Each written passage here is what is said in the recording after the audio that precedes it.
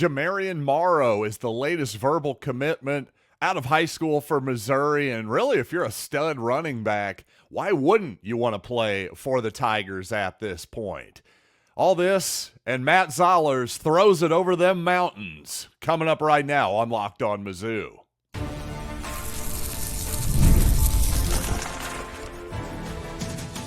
You are Locked On Mizzou, your daily podcast on the Missouri Tigers. Part of the Locked On Podcast Network, your team every day. Hey, all you true sons and daughters, I'm John Miller, your Mizzou mafioso and the central scrutinizer of Missouri Tigers football and basketball. On today's program, a lot of quarterback talk, including Matt Zollers literally throwing the ball 80 yards in the air in a clip that's been circulating on social media, plus talk of handicapping the 2025 quarterback room as well, what I think is most likely to happen at the position next season. First, I do want to remind you that these days every new potential hire can feel like a high-stakes wager for your small business. That's why LinkedIn Jobs helps find the right people for your team faster and for free. Post your job for free at linkedin.com/lockedoncollege. Terms and conditions apply. And some great news on Friday after I posted last week's final program. Jamarion Morrow, a running back, really very much in the mold of, especially size-wise, the type of running backs that have been successful at Missouri lately. From Memphis, Tennessee, he's 5'9", 170 pounds. Not a whole lot different than Cody Schrader, than Tyler Beatty, for example. So to me, he's a guy that fits seemingly very well in the Missouri system, running that outside zone type of scheme. And honestly, if you're a stud running back at this point, basically no matter what type of player you are, I would think you would want to play for Missouri, because if you're number one in the backfield, you're going to be getting all the touches. That's one thing that Eli Drinkwitz has shown us for the most part. And again, an outside zone friendly type player too. If Cody Schrader can do it, if Tyler Beatty can do it, if Larry Roundtree can do it, all good players, but also different players in many different ways as well. So I just think this is obviously a great sign for Missouri. Obviously, teams are noticing that Missouri not only does a great job with their running backs, Curtis Looper, of course, but also the offensive line as well. Brandon Jones, who doesn't want to run behind a good offensive line? Running behind a bad offensive line when you're a running back, that's basically death. It's death by 1,000 cuts at the very least. So for Missouri to get a running back who was an obvious take for at least two big-time SEC programs in Alabama and Texas A&M. They recently hosted him on official visits. You don't take official visits at this point in the process with teams that aren't going to actually take you. It's definitely a committable offer there for Jamarion Morrow. So to me, along with Kawan Lacey, a guy who was in the previous class, this is another, I wouldn't say a huge shock by any means, but a really pleasant surprise, let's put it that way, that Missouri can fend off the likes of Texas for Kawan Lacey, for example, and the likes of Alabama for Jamarion Morrow. It just goes to show you that along with Missouri's offensive line momentum that they have on the recruiting trail right now, seems like there's a real correlation between that and getting more highly ranked running backs as well, especially considering that Missouri's done very well without getting out-of-state 4- and 5-star running backs, for example. You can get some blue-chip type recruits consistently in that backfield as well. My goodness, Missouri really is setting themselves up for some really good things in the future, and especially a good running attack. Now, many of you have probably seen the social media footage of Missouri quarterback commitment Matt Zollers throwing the ball from what appeared to be his own 20-yard line and basically hitting the goal line for an 80-yard pass in the air. Again, this is throwing to absolutely no one. There's no defense here. So to me, the value of this is maybe slightly more than Napoleon Dynamite's uncle is saying that he could throw a football over them mountains. And obviously, this shows off. It's impressive. Don't get me wrong.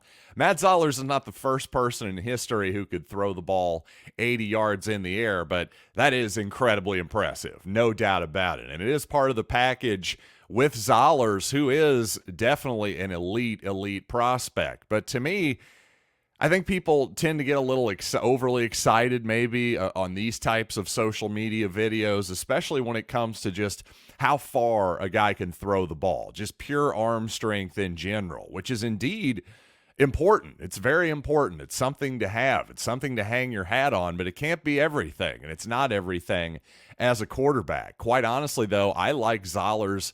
I'm more impressed with him as a prospect when you actually watch him play football. And it's not just about the arm strength, which is obviously there, but to me it's more about his overall athleticism, just the way he actually moves inside and outside of the pocket. So often quarterbacks, they're incredible athletes almost exclusively. Like they can do just about anything with their hands, but sometimes the legs, while they may even be very fast in a straight line, for example, there isn't a lot of wiggle there, not a lot of actual athleticism. Well, Zoller's a guy, not unlike, say, Patrick Mahomes, for example. Don't want to compare those two too much, obviously, for obvious reasons. But Mahomes is a guy who runs like he's played baseball before. He looks like a guy who runs and has played a bunch of other different sports before, soccer perhaps, whatever it might be. Well, Zoller's definitely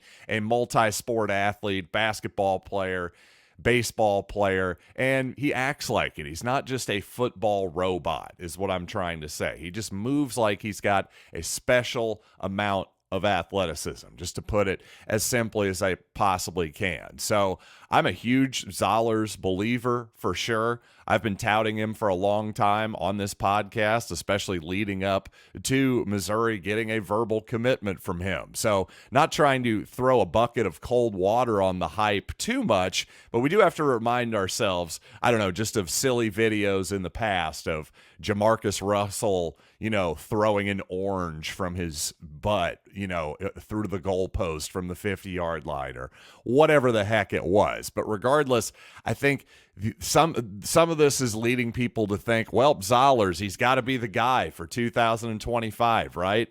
I just think a true freshman coming in and starting for Missouri, no matter how good Zollers may end up being, I don't think that's really realistic. Especially, hey, speaking of the running back position, as much as Jamarion, Morrow, Kawan Lacey could have nice futures at Missouri, they're probably going to have to be patient. Drinkwitz really likes experience at all positions, but especially at the running back position, especially at the quarterback position, it would seem. So I think in 2025, if you're going to handicap it, I think still at this point, you'd probably have to say that Drew Pine, the transfer from Notre Dame and Arizona State, he's probably the most likely guy to start at the moment, though I'd put his odds to be pretty close to a guy who's maybe not on the roster at this point, a transfer portal quarterback in the next offseason. I could absolutely see Missouri bringing in a portal player, as I've said before, because quite honestly, we don't know what we're going to get out of Sam Horn. He's had the injury problems that are baseball related, but still, they're right arm related. We'll see how he ends up. But regardless, with the limited snaps that we've seen from Sam Horn, he's thrown a handful of passes in his Missouri career. We have no idea if he's even good or not, to put it perfectly bluntly. I liked Horn a lot coming out of high school. He's certainly talented. Again, he could probably throw the ball 75 to 80 yards when he was a junior in high school in the air as well with no defense. But again, we still haven't learned enough, if anything, about who Sam Horn is as a quarterback. So bottom line is, you throw it 80 yards in the air, you throw it over some mountains. Hey, that's fantastic. But you know what? Napoleon Dynamite's uncle was still a backup high school quarterback. You never know until you get in the ball game. And speaking of the quarterback position, never too early to talk about the 2026 class either. So far, Missouri seems to be focusing on a couple of guys in the Florida area at the position. Let's talk about those two gentlemen coming up here in just a little bit. First, though, let's talk some golf. Yes, like Gary Player, PXG has definitely made me a believer. And here's why. I went in and swung the new PXG Black Ops driver. I tend to hit the ball pretty high off of the tee, and I have to say I was a little bit skeptical when Jacob was trying some different shafts. My usual 10.5-degree driver, he had me down to a 9-degree, and I was worried I was going to lose some forgiveness, some accuracy. Boy, that wasn't the case, especially with just a few more adjustments by Jacob and his team. They really analyze every aspect of your swing with every club and give you feedback in exact real time on how to improve your game. You get these fitted clubs, I'm telling you, it's going to take your game to the next level. PXG made me a believer. They'll do the same for every golfer in Kansas City. Visit pxg.com/LockedOnMizzou to schedule your fitting at PXG Kansas City, 7517 West 119th Street in Overland Park. Get fitted for any club and you'll get a dozen golf balls free. That's pxg.com/LockedOnMizzou to schedule your fitting. pxg.com/LockedOnMizzou. Limit 1 dozen golf balls per person. Promotion ends June 30th. Other terms and conditions may apply. See store for details. And of course, when you're hiring for your small business, you want to find quality professionals that are right for the role. That's why you have to check out LinkedIn Jobs. LinkedIn Jobs has the tools to help find the right professionals for your team faster and for free, and especially faster. On LinkedIn, 86% of small businesses get a qualified candidate within 24 hours. You can hire professionals like a professional on LinkedIn because LinkedIn knows you're wearing a ton of hats. You don't frankly have the time nor the expertise to go through this entire hiring process like a professional. Well, LinkedIn, they're going to help you do it exactly like that. So post your job for free at linkedin.com/LockedOnCollege. That's linkedin.com/LockedOnCollege to post your job for free. Terms and conditions apply. So with the 2025 class seemingly finished at quarterback, Matt Zollers is a stud, it's seeming. In my opinion, we're good to go there. And I think the conventional wisdom is Missouri going to be taking one high school quarterback in each class. That's basically the goal here from here on out. And the first name I brought up for 2026 was Brady Hart. One reason is because he's teammates down in Cocoa Beach, Florida with Javen Boggs, a wide receiver down to Missouri and UCF for his final two schools. Georgia had certainly been in hot pursuit along with some other really big-time names. He had originally been committed to Ohio State. But on Brady Hart, well, he's basically a consensus 4-star, top 100 type player. And frankly, this is probably going to be a tough pursuit for Missouri, even though they got in relatively early on Hart, considering he has offers from all the major in-state schools like Florida, Florida State, Miami, also Clemson. Notre Dame is expected to really put on a big push for Brady Hart as well. I think it's maybe a little unrealistic that the Tigers will ultimately get Brady Hart, but we shall see there. Certainly if Javen Boggs were to commit to Missouri, well, that would help, and I think we'll probably find out about that one way or the other here in, I believe, the next couple weeks or so. Now, Missouri may be moving its attention to another quarterback in the state of Florida, this time from Seminole High School, Sanford, Florida. This is Michael Clayton II. And according to John Garcia over at Rivals, he's been a past guest on this podcast here a couple times, by the way. But Garcia says, quote, one of the hottest passers in the class is Michael Clayton, who continues his Midwest tour today at Missouri. And this is Garcia writing today here, Monday, June 17th. I'm told the offer is all but confirmed, and the first impression of the staff and campus is going very well. There is some acceleration going on with the top 2026 quarterbacks beginning to come off the board, so never too early to keep an eye on who may be next. So there you go. As John Garcia points out there, it's really not nutty. It seems maybe a little nutty to be thinking about guys who have not even completed their junior year of high school yet, but that's how this process, how quickly it's starting to move at this point, especially, again, at the quarterback position, which is so valuable and so few spots available at the big-time programs and all that kind of thing. So when you think about it, it is natural that these guys, some of these key players, start coming off the board, at least in terms of verbals. Things can always change, of course. We've seen it a million times. But interestingly, I think Michael Clayton is a kid who does seem to be getting hot, for sure. A Missouri offer would probably go a long way for that kid, because while he does have an offer from the University of Miami, Florida, and Florida State, there's no offer there yet. But Ole Miss, Auburn, Arkansas, Missouri comes calling too. I think a lot of dominoes will maybe start to fall for him. Again, Garcia likes him, a guy who's rising up the boards here. Again, very early in the process here in terms of how much interest, mutual interest there is between Michael Clayton and Missouri. But the fact that he's already on campus and an offer's probably forthcoming, according to Garcia, definitely some interesting developments there. He's one to keep an eye on, for sure. Probably even more so than Brady Hart at this point.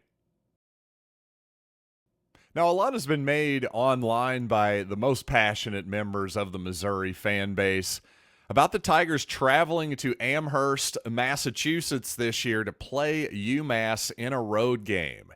And some people have pushed back against the idea that this is dumb scheduling by Missouri. Especially, well, Eli Drinkwitz, even playing Boston College going back to 2021, famously said that there haven't been a lot of Missouri Tigers in history from the great state of Massachusetts. And, well, that remains true at this point still, without a doubt. So the upside of Missouri playing in UMass is tough to figure out, I have to say. I suppose it saves the athletic department a little bit of money in theory. Instead of buying a win per se at home, you travel, but then, gosh, traveling all the way across the country, an entire football team isn't exactly cheap either. So I don't know if there's a lot of a financial gain here for the Tigers, or any obvious gain that I can see. Now, some fans have commented and said, well, hey, you get a free win. Okay, it's a free win, quote unquote. Again, we're assuming Missouri is going to win this football game. I think everybody in the country is going to do that. Spectacular upsets, especially on the road, occasionally do happen. I don't see that one particularly coming. But again, on the road makes it a little more nervous, doesn't it? And frankly, why schedule these types of games 5 to 10 to 15 years out?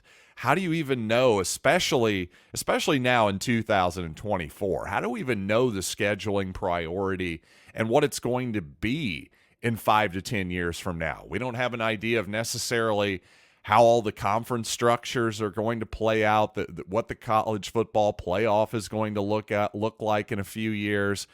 All I know is basically these days change has been the modus operandi of college football. So to me, clogging up your non-conference schedule. It's one thing if you want to get Kansas on the schedule, or a priority game, an interesting game that's going to get your fan base excited, fine and dandy. I just don't think scheduling UMass has really accomplished that. I have to agree with the loud voices online in this particular case.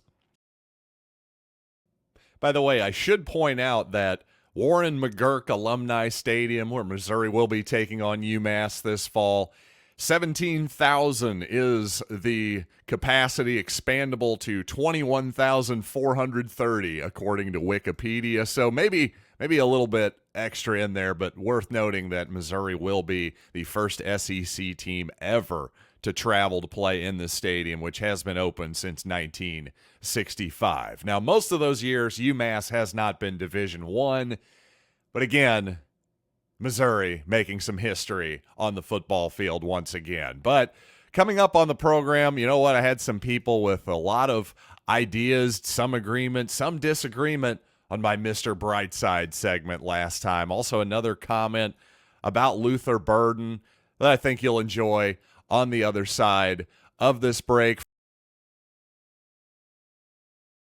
First, though, let's talk FanDuel. Summertime, yes, it means baseball, the NBA Finals, at least for one more game tonight, and so much more. You can bet on it all on FanDuel. Right now, new customers get $200 in bonus bets with any winning $5 bet. That's $200 you can bet on everything from Finals MVP to who's going to hit one out of the ballpark. And you know what? The Cardinals playing the Miami Marlins tonight. They're pretty significant favorites with Sonny Gray on the mound, minus 154 on the road. The lowest over-under of the night as well, 7.5 runs is your total for tonight's ball game. No matter what you're into, though, you got to visit FanDuel.com/lockedon and add a big win to your summer bucket list. It's FanDuel, America's #1 sportsbook. So yes, as some of you pointed out, you know it's an off-season edition of Locked On Mizzou when we're leading with a Mr. Brightside debate. Hey, fair enough, but I got to put out a lot of these things. Give me some credit here. Give me a break. But seriously, though, a lot of people were responding to my, what I would say was a little bit of fence riding by me on Mr. Brightside. Basically, I said, hey, for me as a 41-year-old dude sitting in the alumni part of the arena and football field, well, I'm not just going to be blurting out curse words and profanity. That's probably just not something I should be doing. However, if the student section wants to do it, I'm gonna laugh and giggle along in the spirit of hating on our biggest rival of all time. So some people agreed with that. Some people disagreed with it and were just saying, let's just be classier than that. I can definitely agree with the spirit of all of it. I got to be honest. I think I can agree. I can find moments of agreement with any of that. But my favorite comment was on YouTube from Todd Alexander, who said, my 9-year-old did the FKU during the Florida game when Mr. Brightside came on. I don't know how I feel about that, to be honest. But I was proud because we truly can't raise a Jayhawk, but also we're 9. So I thought that was basically my attitude as well. It's like, well, you know, this is a little over the line, I suppose, but in the context of Kansas, I think we can all let it go. Let's face it, the Missouri-Kansas rivalry kind of makes hateful people out of all of us. So I guess we just got to embrace the hate on occasion, lest it come out in maybe more destructive ways in real life. That's how I'm going to justify my attitudes anyway. But another comment here on a completely unrelated topic. Another viewer says, I like Luther Burden's attitude. He's embraced the fact that defenses have to double or triple team him. Anytime he steps on the field, they have to track his every move. Whenever you fake a toss to Burden, you get a strong reaction from the defense.